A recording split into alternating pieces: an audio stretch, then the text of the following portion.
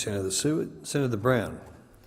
Thank you, Mr Acting Deputy President. I rise to speak on the Community Affairs References Committee report on the inquiry into the prevalence of different types of speech, language and communications disorders and speech pathology services in Australia. The inquiry looked at the dimensions of speech and swallowing disorders in Australia and the prevalence among Pacific groups, as well as the demand for and delivery of services. The committee report makes a total of 10 recommendations.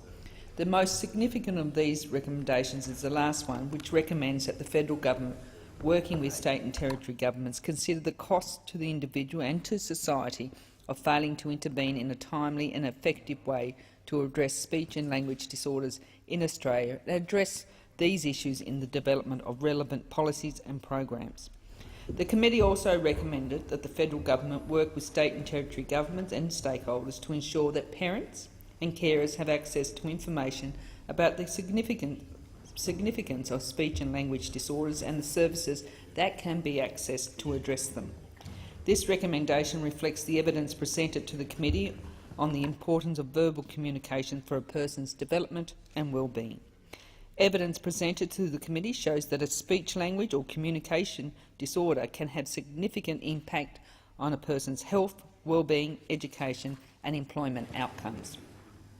In relation to my home state of Tasmania, the committee heard that the state government employs approximately 39.7 full-time equivalent speech pathologists. These employees work across the state.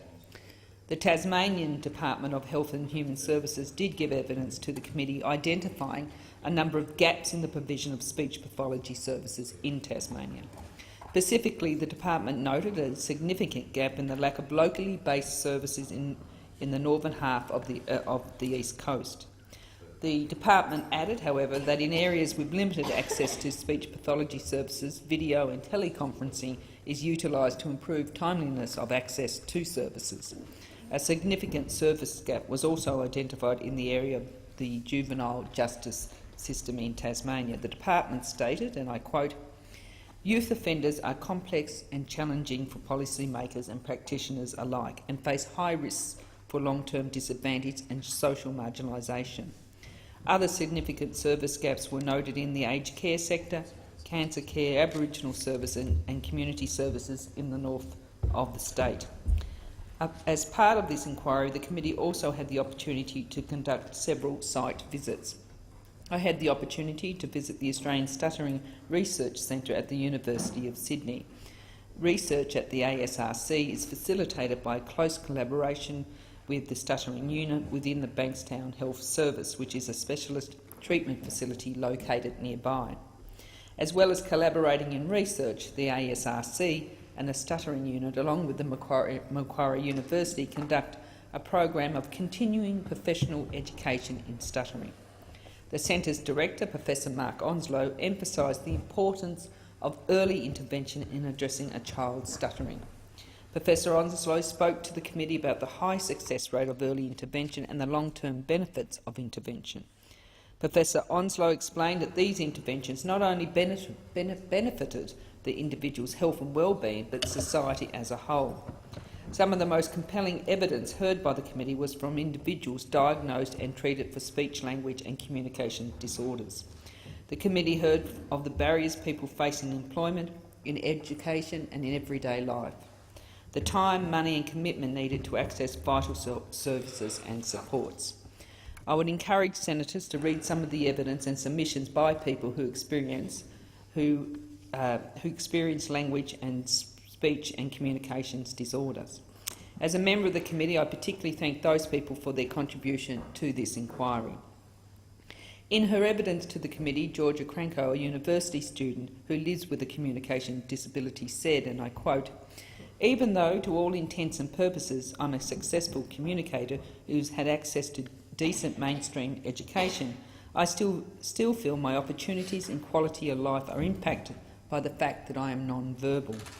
But I am using this opportunity to ask for more support for communication specialists, including speech pathologists, who can help facilitate greater educational opportunities. That will give those of us who have little or no speech or a greater opportunity to be heard. thus giving us agency over our lives and our ability to contribute to society at large." End quote.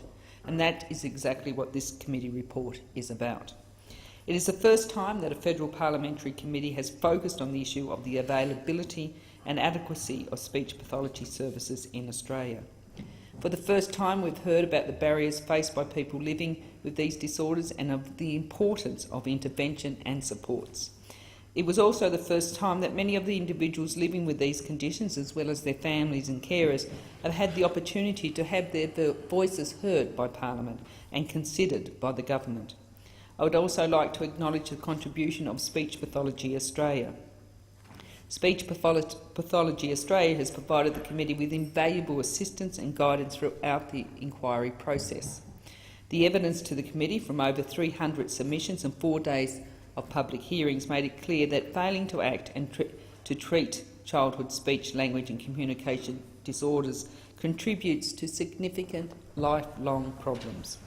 The committee heard evidence of a range of problems that people living with these disorders face, including limited employment options, often leading to periods of unemployment, a dependency on welfare, the psychological and emotional distress to the sufferer and their family and carers, and in many cases interactions with the justice system. The committee also heard evidence to the lack of reliable data in the area. Access to this data is a vital policy maker and governments to understand the dimensions of the issue and frame an appropriate response. Mr Acting Deputy President, policy developers limited by the lack of reliable national data, including on the prevalence of speech and communications disorders and the demand of pathology services. The evidence has also made it clear that the demand for speech pathology services in Australia outstrips supply of these services. Many submitters identified the NDIS as a driver of increased demand for speech pathology services. Given the evidence on the impact, it is vital that the Commonwealth and state and territory governments work together with key stakeholders to address the issues identified in this report. And, Mr Acting Deputy President, I commend the report to the Senate and to the government.